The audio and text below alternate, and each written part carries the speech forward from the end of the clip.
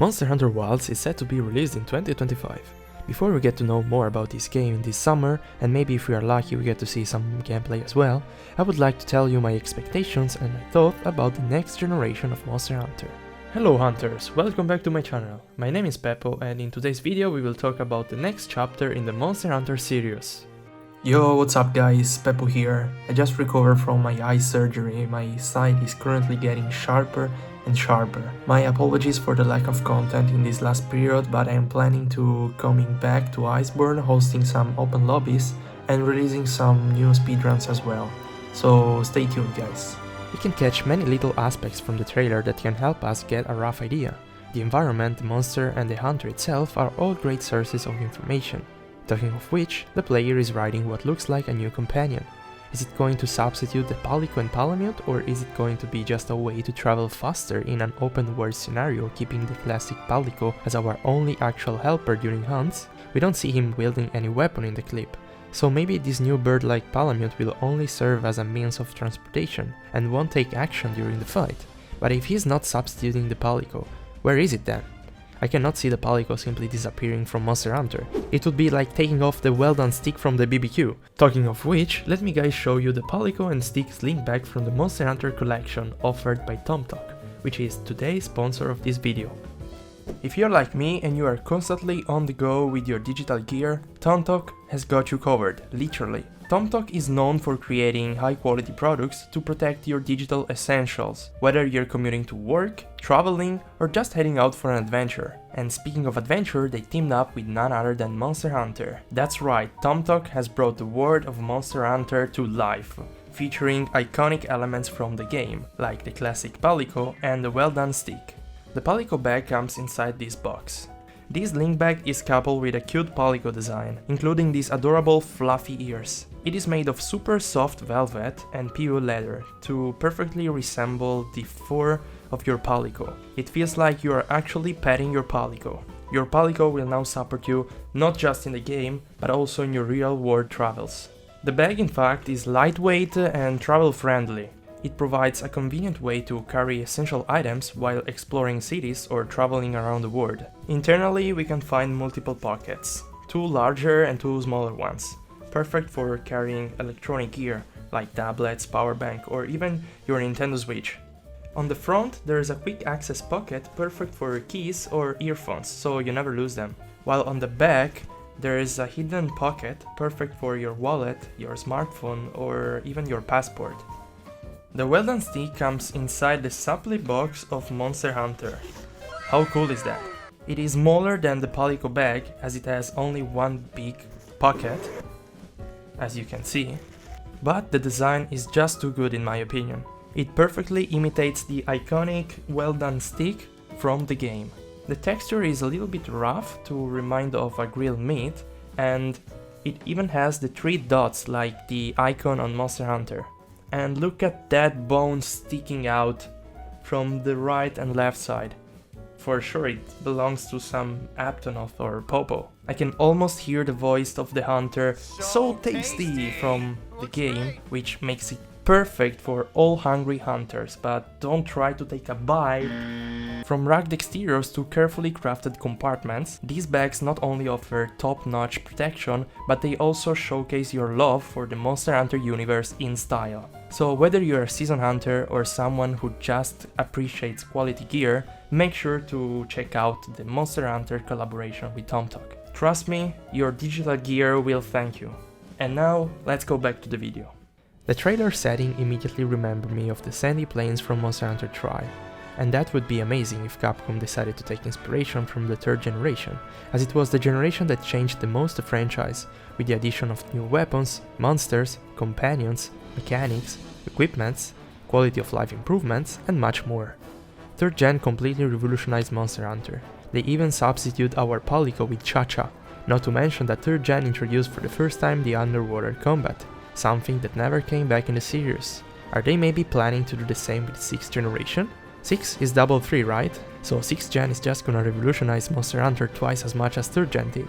That would include underwater combat, new weapons and... Okay, I know, I'm dreaming too much. Nonetheless, I can't help but expect several radical changes in many aspects of the games for Monster Hunter Wilds. One of them will most certainly be related to the monster's AI. While 5th generation monsters did acquire large and smooth mobility and complicated attack patterns compared to previous generations, there's still room for improvement. The decision making behind the monster attack needs to take into consideration many factors, not just the position of the hunter, but the position of the monster itself related to the environment. What if the monster is actually conscious of his position and he considers that during the fight to improve the gameplay experience? Monsters don't have this awareness and sometimes they get stuck in the walls, ruining the experience of the hunt. But let's go beyond that. Imagine a monster with an AI that can adapt to the hunter, learning and getting better to fight against him as the hunt goes on. That would be a challenging way to increase the difficulty of a fight, and in a more interesting way than just by speeding up the monster attack.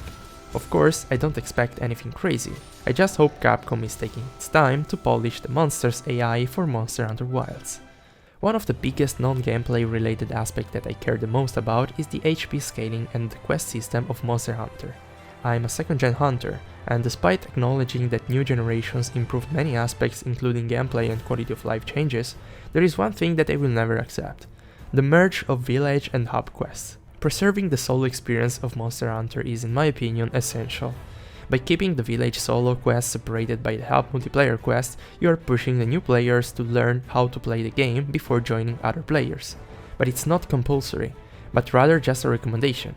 That's why players can even start right away with the hub quest. The key point is that there needs to be a clear difference between the first and the second.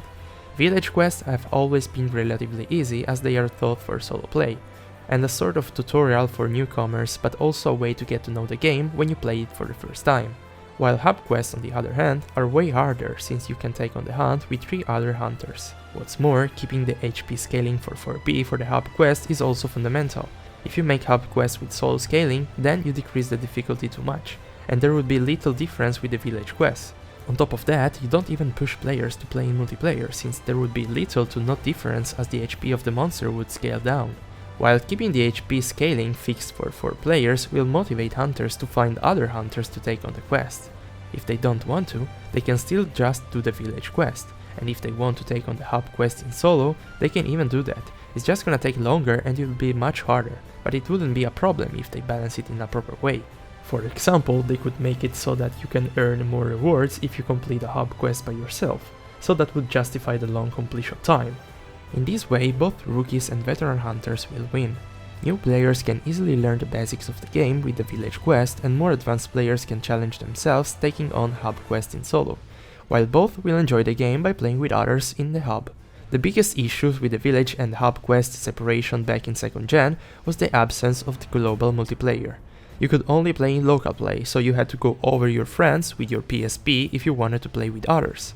Hub quests were hella hard back then, but there was no other option than taking on them by yourself if you didn't have any friends living near you. Well, now you can play with anyone on the planet no matter where you live, just with an internet connection. Isn't that amazing? Before the 5th generation, there used to be only one base camp for each map. Then Word introduced multiple camps within each map, and Rise did the same. In the 6th generation, I'm expecting another step forward: mobile camps. The idea is not entirely new, it's what Wild Hearts, the Electronic Arts video game published last year, did already. The player can set up a fixed amount of camps scattered on the map, and he is free to choose where to set them up. In the Monster Hunter Wilds trailer we can see a tent on the back of the creature that the hunter is riding. Is that maybe a hint? The bird-like Palamute is also carrying what would look like a light bowgun, which makes me think of a new possible way to switch equipment during the hunt, without the need to go back to the base camp. That's a change that I could expect after they gave us the chance to change gear during the quest at the camp in Word and Rise. Talking about the camp, before the 5th generation there was a tent where you could only lay down and sleep to recover health. With Word they introduced the tent from which you can access your village box. You have everything there, all your equipment and all your items as if you were at your home in the village. Honestly, I've never been a fan of this feature. It creates loopholes that shouldn't simply exist. The most absurd is probably killing monsters by just using bombs. In fact, you can go back to the camp and restock everything an infinite number of times. It would be great if Capcom decided to put a sort of limit, either by limiting the items you can bring from your village box, or simpler by not giving the village box for free in the tent of the base camp. While something I wish they bring back are the specialized tools, so mantles and boosters, and also the slinger, the Iceborne version of course, that lets you slinger bars in mid-combo with your weapon. Clutch Claw on the other hand is something I don't absolutely want to return, especially because of the tenderizing mechanic and the Clutch Claw claggers of the monsters. If they also want to bring back the stealth mechanic from Ward, it would be okay as long as they improve it from Ward. Smoke bombs were exploited too much to get free openings on the monsters. I didn't like that. Specialized tools are probably coming back in a different form. We are probably not going to see mantles this time around, but something that you can still wear and remove. I don't know, maybe some earrings if I have to guess. About the kitchen system, I'd like them to make a fusion between Ward and Rise, so that eating gives buffs like Ward, but you can choose which daily skills to activate, like in Rise. Daily skills levels are not needed in my opinion. And then there's always the same discussion about the endgame. Charm or jewel farming? Look, I don't really care if it's one or the other. The problem I have with the endgame is the total RNG involved for farming this stuff. Why can't we have a more enjoyable farming experience that doesn't fully rely on the RNG? We already have to deal with the desire sensor killing us on every screen reward when looking for raid drops. We don't need that crap for charms or jewels as well. In Wild Hearts, for example, they made it so that specific skills are linked to the specific monsters, so that you can at least snipe charms to a certain degree, but Monster Hunter never really cared about this aspect after 2nd gen. I already made a video about the charm system here, please look it up if you are interested in this topic. My hope for once is that we get some sort of endgame with not completely random based farming. I would really hate if they decided to bring back a system similar to the courier armor crafting in Wilds. That would be a disaster in my opinion. Now let's talk about the only real thing that we all care about, the Longsword gameplay of course. How is that going to change? Are we going to get another huge change in the moveset like they did from 4th generation to 5th gen, or are they going to stick to Ward style gameplay and simply polish it? I wouldn't mind both of them, however there are changes or rather fixes that need to be done. Certainly the Helmbreaker's hitbox needs adjustment, there's no way around it. Since Helmbreaker's appearance in base Ward, this attack had always been so janky that it made me puke from disgust too many times. Then the Spirit combo needs a more central lore in the gameplay. In Iceborne it is still acceptable even though many times you simply level up the gauge with Foresight and then you do Helmbreaker and repeat until the monster dies. While in Sunbreak it got completely overshadowed by Jesper Slash and all the other counters added in that game. I do expect a new move in Wilds to be honest, something stylish but at the same time extremely strong, similar to the concept of the Spirit Release Slash of Sunbreak. It would be cool if they decide to implement such a move within the Ward moveset for Wilds. It looks sweet, and with the correct balancing it would give Longsword more diversity than the boring counter Helmbreaker combo we have been used to in 5th generation. Then again, I would rework the Spirit Gauge system. 3rd generation did that, so 6th generation could do that as well, right? Watch, what Capcom did in Monster Hunter Now for Longsword was great. They removed white and yellow gauges and basically only left red gauge, which you unlocked just by filling up the gauge. I made a video where I talk in depth about how Longsword changed in that game, check it out in the description. More generally, I'd like to see a less oriented counter Longsword for Monster Hunter Wilds. I know many Longsword players love counters as it is its iconic feature, at least in Ward, then in Sunbreak basically all the weapons got counters as well, but you guys need to understand that before 5th gen, except for Generations Ultimate, Longsword has always been a simple and elegant weapon, not flashy and anime like it is nowadays. I know it's a pipe dream, but I'd like Capcom to seriously revisit the 2nd gen Longsword and bring it back in all its splendor.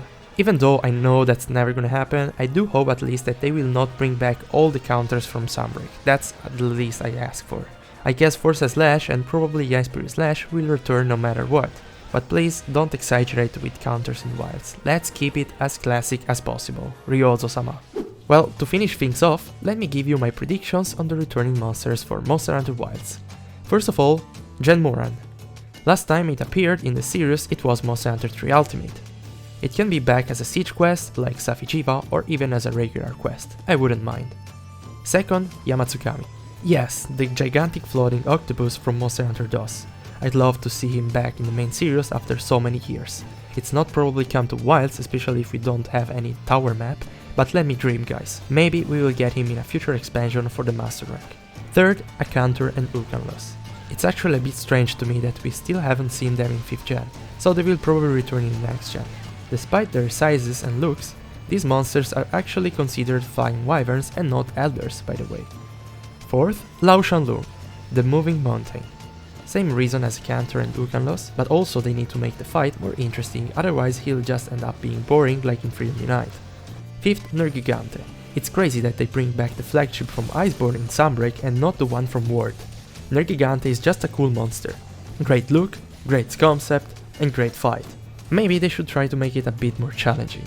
Those white spikes on its arms and head make him a bit too weak considering he should be at the top of the food chain. Another monster I think may appear in Wilds is Monoblos, and its subspecies, White Monoblos. This flying wyvern would fit very well in the desert region shown in the trailer. He was only doable in solo in the previous titles. We never got a chance to hunt him in multiplayer. Now is the right time. Lastly, regarding the new flagship in Wilds, I kind of predict a new Thunder Elder Dragon. You see all those thunders striking the map during the trailer and the monster running from them? I bet the flagship has something to do with them. Also in Monster Hunter Tri, the flagship was Lagaia Cruz, a thunder aquatic monster, and Znograph for the Monster Hunter Portable Turret. I know there's Kirin already, but he has been around since 2nd gen, and on top of that, we also got Thunder Serpent Narwa in Rise, so it wouldn't be so unlike if Capcom decided to make another Thunder Elder Dragon for Wilds. I could be completely wrong on this one though. Those thunders in the trailer are just probably attracted by those lightning rods scattering on the map. It doesn't look like somebody's directly casting them like Kirin does, so the flagship might just be involved with the storm in general and not specifically with the thunders, something like Kushala Daora or Amatsu. Well, and that's it for the video. I hope you guys enjoyed it. Let me thank again the sponsor of this video, tomtoc and their Monster Hunter's Link Bag collection. Check out the Palico and Steak bag in the description. Also, huge thanks as always to my YouTube members, the Longsword Legends. See you in the next video. Take care, bye!